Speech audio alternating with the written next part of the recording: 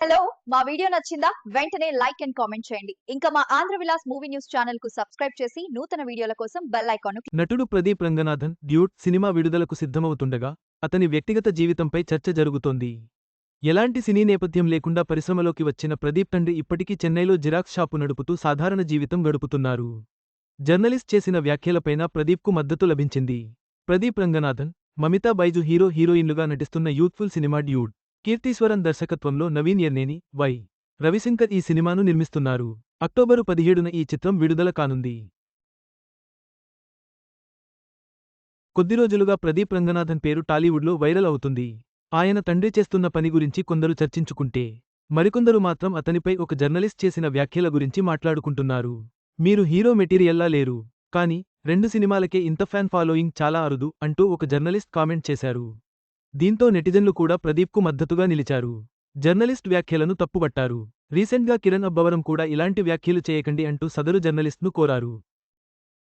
వెండితెరపై ప్రదీప్ రంగనాథ్ ఒక సాధారణ యువకుడిలా కనిపించడమే కాదు, నిజ జీవితంలో కూడా అంతేనని చెప్పవచ్చు. ఎలాంటి బ్యాక్గ్రౌండ్ లేకుండానే సినీ పరిశ్రమలోకి ఆయన ఎంట్రీ ఇచ్చారు. ఎన్నో ఏళ్లపాటు సరైన ఛాన్స్ కోసం ఆయన కష్టపడ్డారు.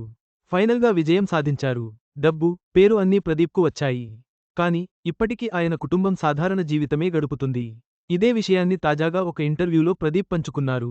నా తండ్రి చెన్నైలో సాధారణ జీవితమే గడుపుతున్నారు. ఒక జిరాక్స్ షాపు నడుపుతూనే మా కుటుంబాన్ని నాన్న పోషించారు. నాకు సినిమా ఛాన్సులతో పాటు పేరు, డబ్బు వచ్చింది.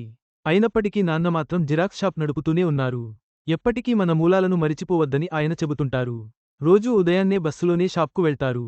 ఒక కారు కొనిస్తానని చెప్పినా సరే దానిని తిరస్కరించారు. ఇప్పటికీ బస్సులోనే ఆయన ప్రయాణం చేస్తారు. సింపుల్గా ఉండటమే నాన్నకు ఇష్టం అని ప్రదీప్ చెప్పారు. ప్రదీప్ రంగనాథ్ తన కాలేజీ రోజుల గురించి కూడా గుర్తు చేసుకున్నారు. ఇంటర్మీడియట్లో 98% మార్కులతో పాస్ అయ్యానని చెప్పారు. కానీ తనకు ఎక్కువ సినిమాలంటే పిచ్చి అని కూడా తెలిపారు. దీంతో తన తల్లిదండ్రులు తీవ్రంగా ఆందోళన చెందేవారని గుర్తుచేసుకున్నారు. అయితే చదువును అశ్రద్ధ చేయనని వారికి చెప్పాను. జయం రవితో కుమలి సినిమాను డైరెక్ట్ చేసిన తర్వాత పరిశ్రమలో ఫేమ్ దక్కిందన్నారు. ఆ తర్వాత లవ్ టుడేతో మరింత గుర్తింపు వచ్చిందన్నారు.